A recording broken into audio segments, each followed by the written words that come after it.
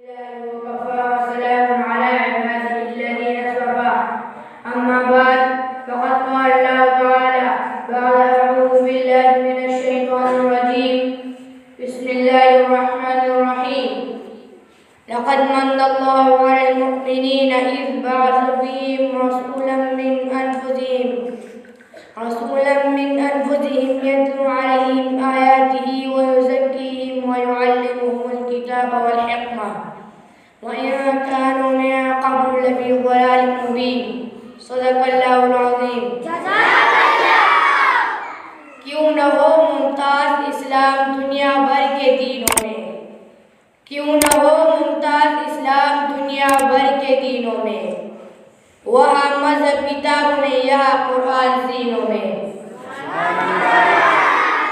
معزز سامعین کرام، کچھ دیر کے لیے حال سے رشتہ توڑ کر باقی دوڑتی گاڑیوں اور ترقی یافتہ دور سے نظر ہٹا کر 15 صدیاں پیچھے جائے، تاریخ کے صفحات دیکھے.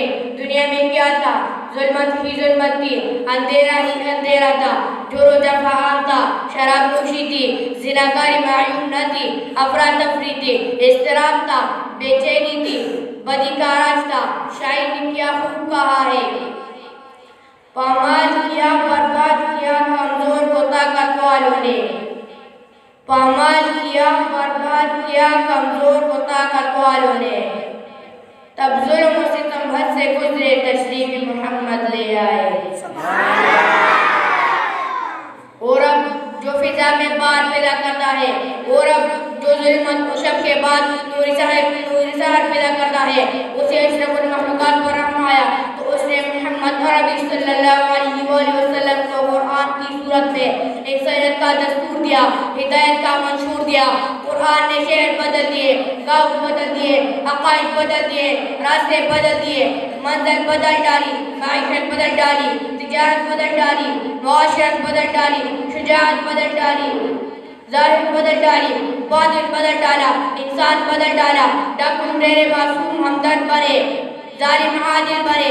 جو مدعو تھا داعی بن گیا، جاہل تھا عالم بن گیا، برا تھا نیک بن گیا، ابوبکر تھا صدیق بن گیا، عمر تھا فاروق بن گیا، علی تھا حیدر کرار بن گیا، معاویہ تھا کاتب وحی بن گیا، ابو عبید تھا امیر الامت بن گیا.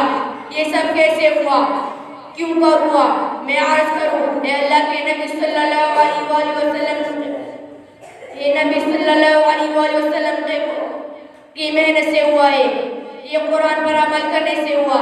اس لیے میں کہتا ہوں کہ اپنے بچوں کو مدارس بھیجیں، مکاتب بھیجیں، تاکہ وہ قرآن سیکھیں اور سمجھیں اور ایسے اپنی زندگی میں اتاریں، تاکہ وہ بڑے ہو تو ان کی تجارت معیشت، ان کا ذہن صحیح قرآن و حدیث کے مطابق ہو. ہمارے مکتب مکی مسجد و مدرسہ میں بھی الحمدللہ قرآن و حدیث کی تعلیم دی جاتی ہے. اپنے بچوں کو اسکولوں اور کالجوں کے ساتھ ساتھ مکتب کی تعلیم بھی دے. اللہ تعالیٰ ہمارے اساتذہ اور تمام علماء کرام کو جزائے خیر عطا فرمائے کہ وہ امت مسلمہ کے بچوں اور بڑوں کی فکر میں دن رات لگے ہیں.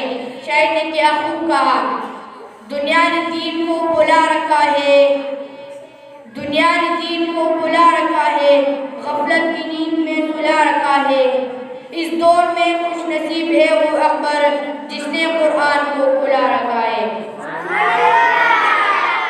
وآخر دعوانا دنیا نے دین کو بلا رکھا ہے، دنیا نے دین کو بلا رکھا ہے، غفلت کی نیند میں سلا رکھا ہے.